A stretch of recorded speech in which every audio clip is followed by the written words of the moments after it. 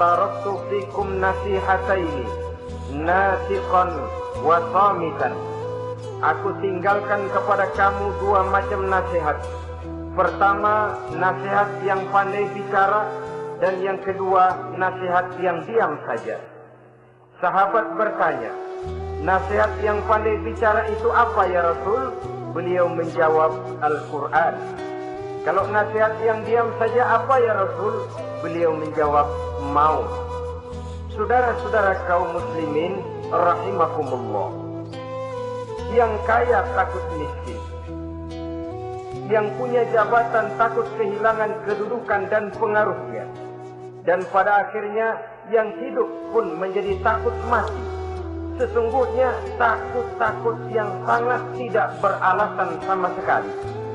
Jika orang kaya takut jatuh miskin, untuk itu kemudian dia menghalalkan segala macam cara untuk menumpuk kekayaan yang tidak akan habis dimakan selama 7 turunan, kemudian diiringi dengan sifat bakhil, sifat tertutup, sifat berpangku tangan melihat kesulitan dan penderitaan orang lain, maka sesungguhnya dia tidak merasa bahwa harta merupakan titipan dari Allah Subhanahu wa Ta'ala, bahwa ia merupakan alat dan bukan merupakan tujuan di dalam kehidupan ini.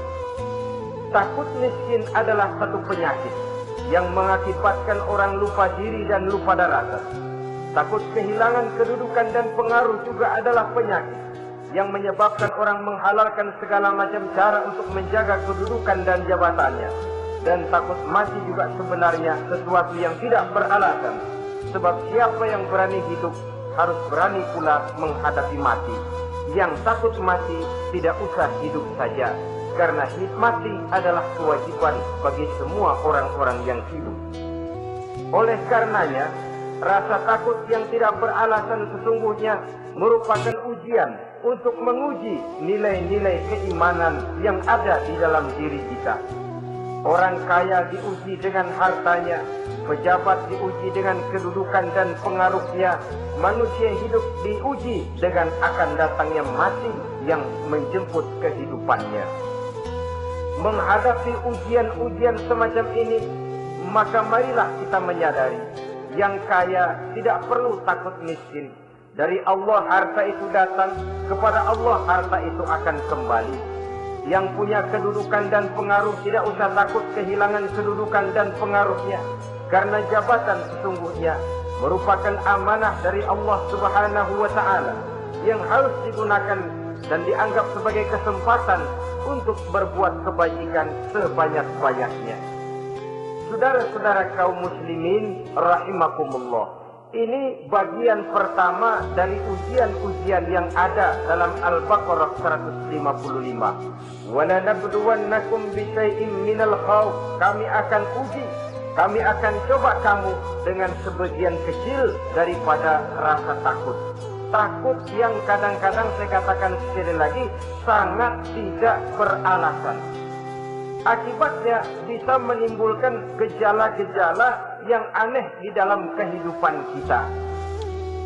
Saudara-saudara, yang kedua, walju, akan kami uji kamu dengan rasa lapar.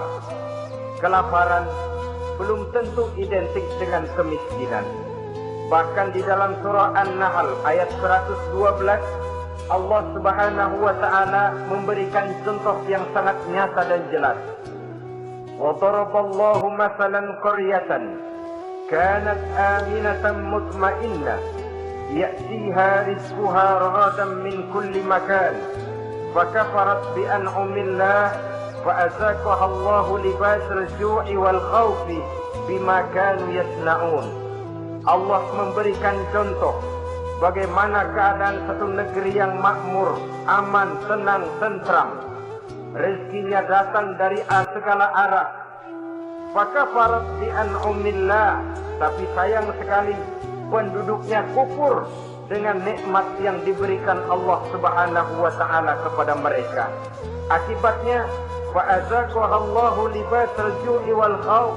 Allah timpakan kepada mereka kelaparan dan ketakutan bima kanu yasnaun, sebagai akibat dari apa yang telah mereka lakukan. marilah kita melihat contoh dalam Al-Quran ini untuk mengadakan introspeksi di dalam diri dan kehidupan kita masing-masing. Adalah satu keberuntungan bahwa kita sebagai manusia dijadikan Allah sebagai khalifahnya di permukaan bumi ini, yang ditugaskan untuk membudidayakan alam, mengelola dan mengambil manfaatnya bagi sebesar-besar manfaat di dalam kehidupan kita. Dijadikannya bumi untuk tempat tinggal kita sebagai hamparan di mana segala fasilitas dan kebutuhan hidup kita tersedia, tinggal lagi kita pandai-pandai mengelolanya. Apalagi buat kita Muslim yang tinggal di persada Nusantara tercinta Indonesia ini, satu negara yang orang katakan untayan jamrut katulistiwa, yang hijau ranau subur makmur, melahirkan slogan dengan kata gemah rifah laut jenawi soto tentrem kerto raharjo. Negara yang demikian subur, negara yang demikian indah, negara yang demikian hijau ranau ini, apabila kita terkena fakafarat bi an'umillah, kufur kepada nikmat yang diberikan oleh Allah kepada kita, dia tidak akan mendatangkan ketenangan, dia tidak akan mendatangkan kesejahteraan, bahkan akan sangat boleh jadi akan menimbulkan kekacauan, ketidaktenangan dan kelaparan di tengah negara yang subur makmur. Inilah yang sangat menyedihkan. Kenapa ini bisa terjadi? Fakafarat bi an'umillah, orang kufur terhadap nikmat yang diberikan Allah Subhanahu wa taala.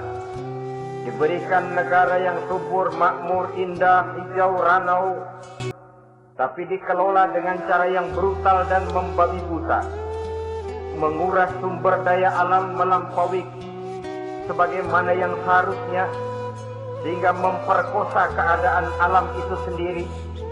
Hutan dan belukar yang ditebangi secara liar dan sembarangan akan melahirkan gurun-gurun pasir yang gersang dan tandus, sehingga dengan demikian maka akan mengakibatkan malapetaka bagi kehidupan manusia itu sendiri.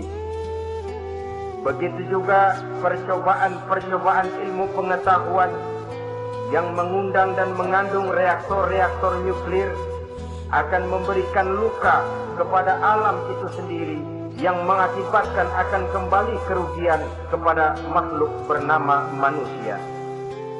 Saudara-saudara kaum muslimin rahimakumullah. Jadi dengan demikian, di dalam satu negara yang subur, hijau, ranau dan makmur, bisa saja terjadi kelaparan apabila kita ingkar, tidak mau bersyukur terhadap nikmat yang diberikan Allah kepada kita. Kita kelola alam ini seenak perut kita saja dengan tidak memikirkan akibatnya di kelak kemudian hari nanti. Kita ambil satu contoh. Orang-orang tua kita dulu pada umur 60 tahun, 70 tahun, kalau dia menanam kelapa, orang lalu bertanya, kakek nanam kelapa untuk siapa nanti? Apa jawabannya? Untuk anak cucu saya. Umur 60 tahun atau umur 70 tahun, dia masih menanam pohon kelapa. Untuk apa katanya? Untuk anak cucu saya di belakang kemudian hari nanti. Orang yang bisa menanamkan sesuatu untuk generasi yang akan datang, itulah orang tua yang bijaksana. Tapi orang yang menanam sesuatu hanya untuk kepentingan dirinya sendiri saja, maka itulah orang yang hanya mementingkan diri sendiri atau orang egois. Tapi lebih celaka lagi, orang yang mau melakukan sesuatu yang akan meninggalkan akibat bagi generasi yang akan datang, akibat yang tidak baik, itulah orang yang aniaya, orang yang zalim di dalam kehidupan kita. Bumi, tempat di mana kita manusia tinggal, bukan satu wujud yang tanpa batas. Pernahkah kita membayangkan cuma satu bumi untuk dihuni oleh 5 miliar lebih dari makhluk bernama manusia, yang kadang-kadang pertumbuhan sarana untuk menunjang kehidupan tidak sepesat pertumbuhan jumlah makhluk bernama manusia itu sendiri. Oleh karena itu kita dituntut untuk pandai-pandai mengelola, membudidayakan alam ini dengan tetap menjaga keseimbangannya, sehingga bahaya kelaparan yang merupakan ujian di dalam kehidupan, insya Allah tidak akan kita temukan di dalam kehidupan kita. Saudara-saudara kaum muslimin rahimakumullah, ini kelaparan dalam artian sebagai satu bangsa. Bisa juga kelaparan dalam artian dalam kehidupan pribadi daripada manusia. Hidup ini, kata orang, berjalan bagaikan roda pedati. Sekali tempo naik kita ke atas, lain saat turun kita ke bawah. Ada saatnya kita jaya, ada saatnya kita pun mengalami kemunduran. Oleh karena itu, pasang surut kehidupan ini membuat orang seharusnya sadar bahwa pasang surut itu tidak harus menyebabkan pasang surutnya dia di dalam melaksanakan ibadahnya kepada Allah Subhanahu wa Ta'ala. Kelaparan boleh jadi memang merupakan ujian untuk menguji nilai-nilai keimanan seseorang.